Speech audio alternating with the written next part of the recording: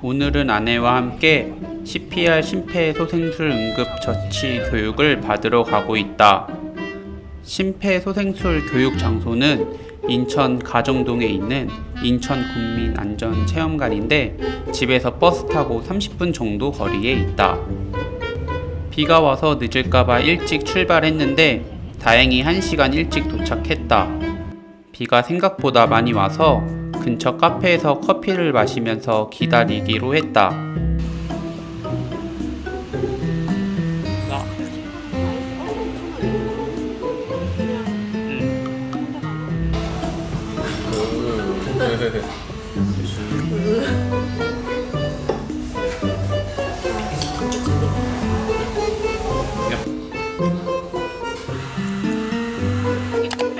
비가 많이 와서 걸어가기가 쉽지 않다. 이럴 때는 차가 있었으면 참 편하겠다라는 생각을 하곤 한다.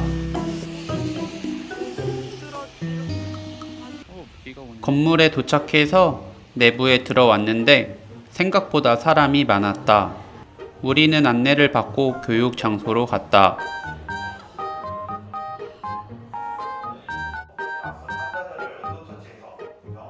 교육 참석자는 대부분 초등학생과 부모님들이 많았다. 어렸을 때 이렇게 부모님과 같이 교육을 받는 게 유익하고 참 좋은 추억이 될 수 있을 것 같다. 오늘은 여기서 3가지 체험 같이 할 건데 첫 번째로 심폐소생술, 두 번째 자동 심장 충격기 사용법, 그리고 남은 하나는 우리가 밥을 먹다가 목에 음식이 걸렸을 때 이렇게 깨웠는데 일어나지 않아요. 아무런 반응이 없어요. 그럼 어떻게 해야 될까요? 먼저 알리기 먼저. 선생님이 알려주신 이론 교육을 모두 듣고 체험관에서 실습을 하기로 했다. 우리 부부가 심폐소생술 교육을 배우러 가는 이유는 최근에 SNS나 뉴스를 통해서 의식을 잃고 쓰러진 사람을 지나가는 시민이나 소방대원이 심폐소생술을 통해 생명을 살렸다는 뉴스를 봤기 때문이다. 심폐소생술은 어렵지 않게 주변 소방서에서도 무료로 실습을 배울 수 있는데 우리 주변에 누군가 의식을 잃고 응급처치가 필요한 사람이 생기면 골든타임 내 심폐소생술을 통해 소중한 생명을 살릴 수 있다.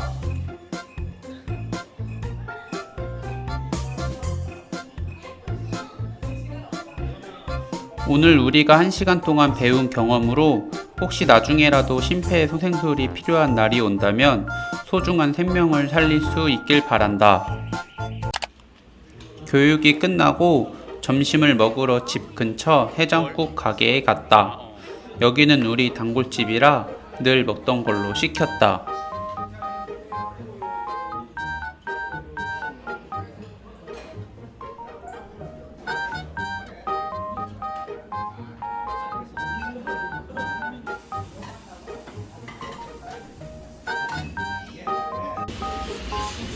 완전 설거지했어. 오늘 오후에 집에 중요한 손님이 오기로 했다. 바로 아내의 친구가 키우는 강아지다. 얼마 전 아내의 친구가 강아지를 입양을 했는데 아내 친구와 남편이 각각 가족들과 여행을 가게 돼서 하루를 맡아달라고 부탁을 받았다. 그래서 우리 집에 같이 하루를 보내게 됐다. 강아지 이름은 베리이고 종은 요크 셔테리어라고 했다. 아직 견생 4개월 차 아기라 챙겨줄 것들이 있었는데 하루에 3번 밥 시간에 15g씩 사료를 줘야 한다. 그리고 예방 접종이 끝나지 않아서 바깥 산책은 안 된다고 했다.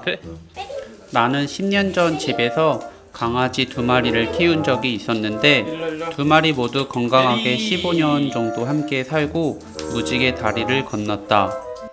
언젠가는 강아지를 다시 키워보고 싶다는 생각이 들었는데 이번 짧은 하루 임보를 통해 미리 경험을 해보는 것도 좋은 것 같다. 사실 강아지를 입양을 하게 된다면 우리가 맞벌이 부부라 집에 혼자 남아있는 게 걱정이 된다.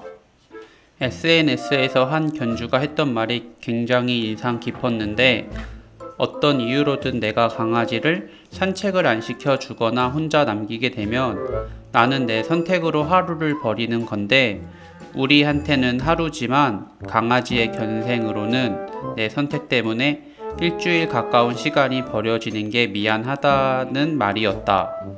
강아지 입장에서 배려하는 견주의 마음이 참 아름답고 이렇게 큰 책임감을 가지고 반려동물과 함께 살아야 하는구나 생각이 들어서 더더욱 신중하게 입양을 결정하기로 했다. 언젠가는 함께 반려동물과 살 수 있는 날이 오길 바라본다. 잡으러 가야지. 베리 잡으러 간다. 내가 잡으러 간다 이거 왜 너가 와? 내가 도망가야지 그러면.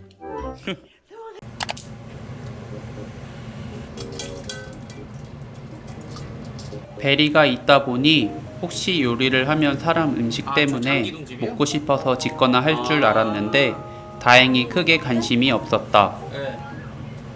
오늘 출근 안 했어요? 토요일이라.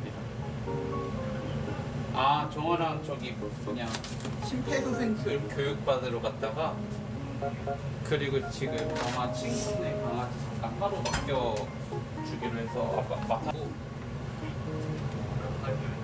네. 하루라서. 물만이 닭도리탕.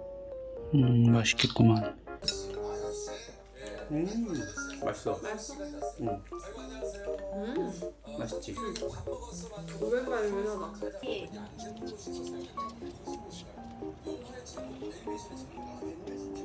베리 맘마. 이거 가. 오늘은 베리가 우리 집에서 보낸 지 2일 차이자 마지막 날이다. 베리가 오전 7시 30분에 아침을 먹어야 해서 아내가 미리 맞춰놓은 알람을 듣고 베리 아침을 챙겨줬다. 앉아. 베리 앉아. 던져줄게. 간다.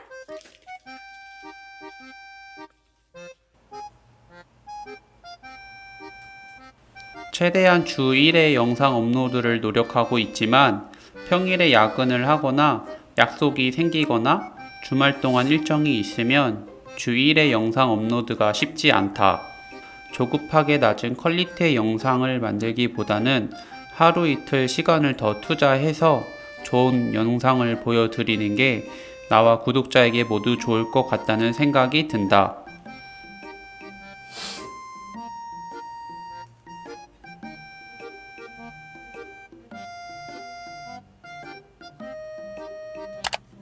베리 아빠가 3시쯤에 데리러 온다고 연락이 왔다.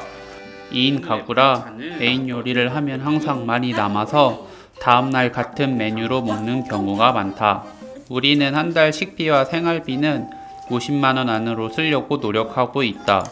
사실 아끼자고 하면 더 아낄 수 있을 것 같은데 둘 다 먹는 걸 좋아해서 생각보다 쉽지 않다.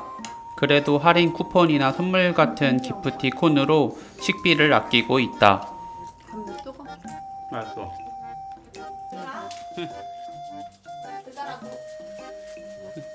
겨우 하루였지만 막상 베리가 떠나니 아쉬운 마음이 컸다. 베리가 지내는 동안 패드의 대소변도 잘 가려주고 짖지도 않고 애교 많은 강아지라서 고생하거나 힘들지 않았다. 아주 그냥 조그만한 게 잘 뛰는구만. 그러니까 진짜 조그맣게 잘. 이제 잘 가.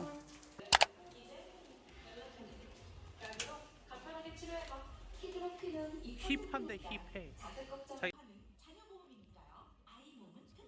딱꼬야끼.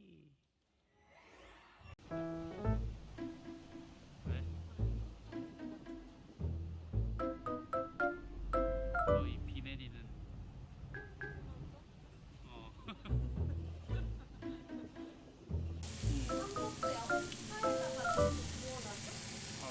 장모님이 밭에서 키운 상추를 아내가 열심히 닦고 있다. 나는 삼겹살을 굽는다. 삼겹살은 한 번만 뒤집으라고 하지만 나는 여러 번 뒤집고 굽기도 하는데 사실 기분에 따라 다르다.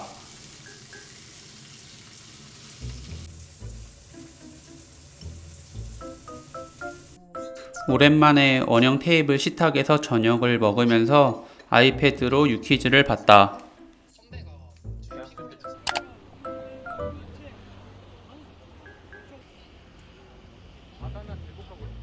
약간 계곡. 여행 다녀와서 처음 보는 거라 대만 여행 에피소드도 이야기하고 다음 달부터 여행 적금을 3만원에서 4만원으로 만원 인상권 논의도 하기로 했다.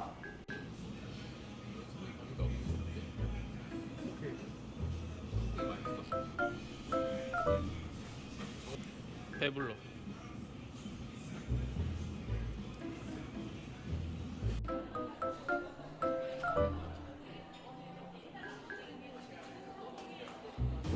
친구와 헤어지고 동네에서 아내를 만나서 버거킹에 갔다. 서로 버거킹에서 생일 선물 쿠폰으로 받은 불고기 주니어 버거하고 감자튀김을 샀다.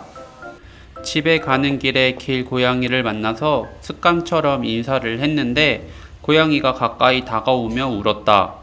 유심히 쳐다봤더니 고양이가 임신을 하고 있었다. 평소였으면 그냥 지나갔을 텐데 최근에 베리를 봐서 그랬는지 안쓰러워서 편의점에서 간식을 사서 먹여줬다.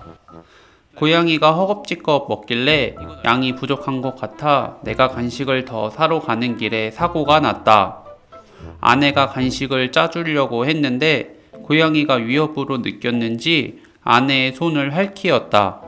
생각보다 피가 많이 나서 병원에 전화했더니 깨끗한 물로 씻고 소독을 하라고 했다. 안쓰러운 고양이에게 간식을 줬다가 엄청난 배신감이 느껴졌다.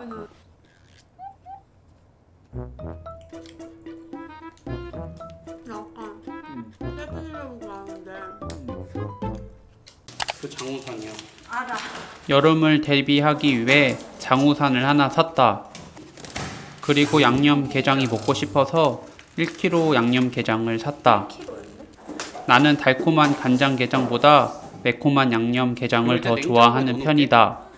잠깐 여기 넣어놨다가 좀 이따가 먹어줄게. 만나자. 좀 이따 만나. 이거는 자르면 되나? 밥도둑 타이틀답게 밥을 2공기 먹었다. 오늘은 퇴근하기 5분 전에 업무 문의가 들어와서 업무 처리하느라 1시간 늦게 퇴근했다. 먼저 도착한 아내가 저녁으로 오징어 김칫국 카레를 만들었다.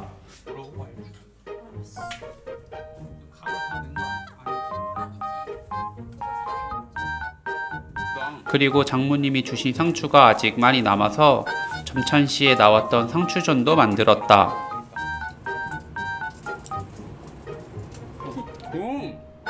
맛있어. 진짜? 대박.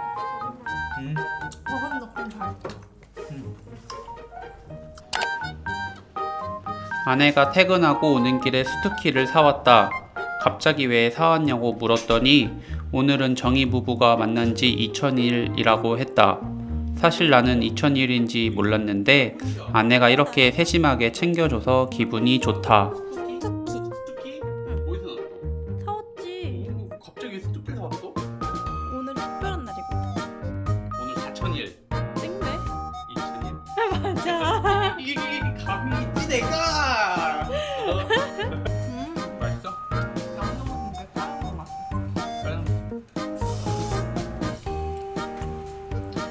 아내가 내일 육아를 하고 있는 친구 집으로 놀러 간다고 연차를 썼다. 출산하고 처음 보는 거라 아내가 선물하려고 케이크를 만들었다. 영상에는 없지만 아내는 오전 10시에 친구네 집에 놀러 갔다. 가는 길에 조카 여름 내복 선물도 사고 친구네 집도 인천이라 멀지 않아서 용돈으로 택시 플래스를 했다고 한다. 아내는 친구네에서 점심을 먹고 놀다가 집에 일찍 왔다.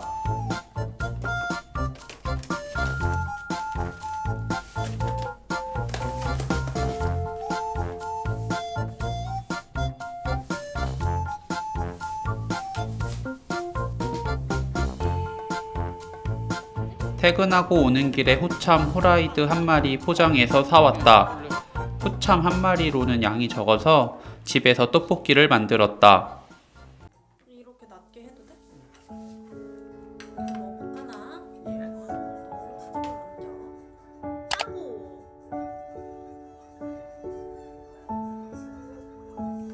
매월 50만원 안쪽으로 사용하려고 노력하고 있는데 매달 40만원대 유지하고 있는 거 보면 나름 선전하고 있는 것 같다. 수입은 고정적이고 부수입은 가끔 부업을 해서 벌거나 거의 없기 때문에 식비 생활비에서 최대한 절약을 하면서 조절을 해야 한다. 돈이 많이 있다면 굳이 조절을 하지 않아도 되겠지만 대부분 사람들은 절약 일상을 보내고 있을 것이다.